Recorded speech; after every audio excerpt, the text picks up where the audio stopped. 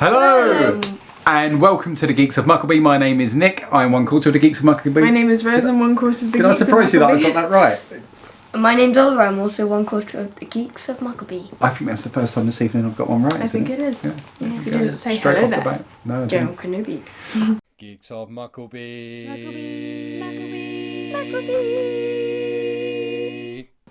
Okay, we are following on our subscriber's suggestion, our awesome subscriber, Quefsigal. We have continued on the Screen Rant's excellent Star Wars pitch meetings. They do pitch meetings, I'm sure, for other franchises, but we're just doing the Star Wars ones at the moment. Because we started with The Last Jedi, we're going to work back in chronological order. Yes. So that makes the next one The Force Awakens. So Yes. we are going to do that right now. Let's get on. Okay.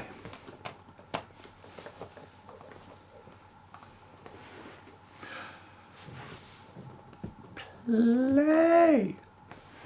You said you had a new Star Wars script to pitch me? Yes, sir, and I know you bought Lucasfilm for $4 billion, so there's a lot riding on this. Yeah, we really have to find a way to capture the essence of the original trilogy. I mean, I know that's gonna be tough. Actually, super easy, barely an inconvenience. Really? Yeah, well, I figure we can just redo some of the stuff from A New Hope. Redo stuff. Can we get away with that? Yeah, well, not like a lot of stuff. Maybe just have like a Force-sensitive lead character from a desert planet that dreams of a better life, some incredibly important information stored in a lovable droid, a powerful bad guy with a mask and a red lightsaber and a bad temper, a cantina full of questionable characters and strange music, the main female character getting captured and brought into a giant starbase that can destroy planets, followed by a rescue mission to get her out, and then if there's time, a bunch of ships that get sent on trench runs to hit a weak point on the base and blow it up, the lightsaber death of an old mentor figure witnessed by the lead character, just a couple of things like that. Oh, people won't be mad about us copying minor stuff like that, right? No, I think if we call it fan service, we'll be good. That's a good point. So, tell me about the new characters. Oh, this is gonna blow your mind. One of the main characters is named Finn, and he's a stormtrooper. But stormtroopers are evil. That's what's amazing about this. Finn realizes that killing innocent people is bad, and he doesn't want to do it. That's really good. That's gonna humanize stormtroopers. Exactly. They used to be these disposable things in Star Wars, and now it's like, these are people. These are real people with real emotions and feelings. Right, and stormtroopers didn't choose this life. Like, they were put into this at birth. It really makes you see stormtroopers in a new light. So how does Finn escape? Oh, well, he kills a bunch of stormtroopers and gets away. Oh, cool. Yeah, he and Poe have like a little stormtrooper murder rampage.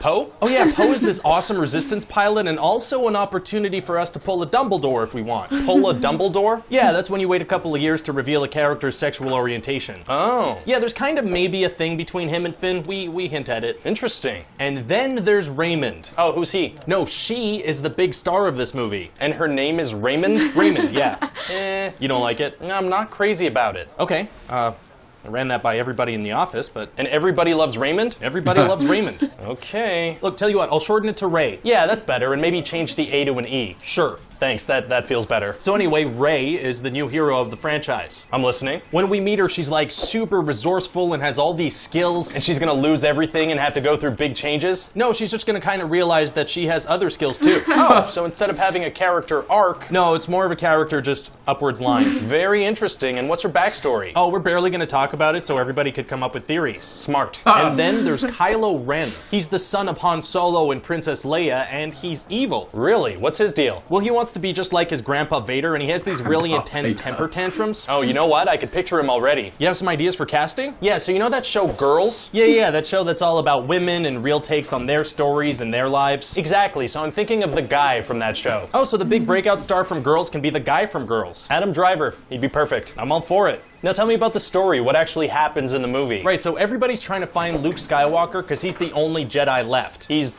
the last Jedi? Yeah. I like the sound of that. Remind me of that later. Yeah, sure. Thanks. So anyway, there's an important part of this map that probably leads to him that's being kept inside this little droid called BB-8. What's he look like? Imagine if a salad bowl fell upside down on a soccer ball and for some reason you wanted to hug it. That's gonna sell a lot of toys. Oh, for sure. So BB-8 ends up alone on this planet called Jakku. Jakku? Basically Tatooine. Oh, yeah, and then there's kind of a string of coincidences, and that leads us to the end of the movie. Coincidences. Oh, yeah, a lot. Like what? Well, BB-8 happens to stumble upon Rey, who happens to be Force sensitive, and Finn happens to have his little spiritual awakening when they capture BB-8's owner, Poe, so he helps him escape because he needs a pilot, and then they happen to get separated during a crash on Jakku, and then Finn happens to put on his jacket so BB-8 can happen to point him out, and then they escape in a ship that happens to be the Millennium Falcon, and Rey happens to be a world-class pilot, and then almost immediately they happen to get picked up by its owner, Han Solo, who also happens to be the father of the big bad guy and happens to bring them to see someone who happens to have Luke Skywalker's lightsaber, which happens to have a huge connection with Rey because she happens to have Force powers, so when she gets captured by Kylo Ren, she happens to realize she has powers that help her escape, and then the Resistance blows up the big bad guy base because it happens to have a big weak spot that they happen to know about because Finn used to be a janitor there. And Rey doesn't kill Kylo Ren or vice versa. No, the ground happens to open up between them and they can't finish fighting. Doesn't that all feel a little too convenient? Yeah, but I think we could chalk it up to like the will of the Force or whatever. Okay. You don't think people will buy it? Well, maybe just to be safe, we can distract people with random cameos. That could work. Who would you get? Just off the top of my head, maybe...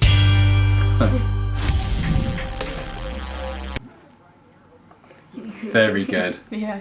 Very good. Very, very, very good.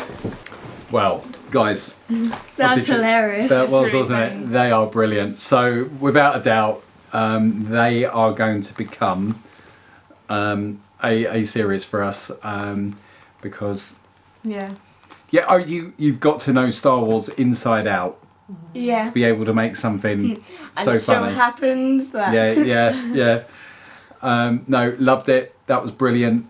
Thank you, Quefsagal, for suggesting these.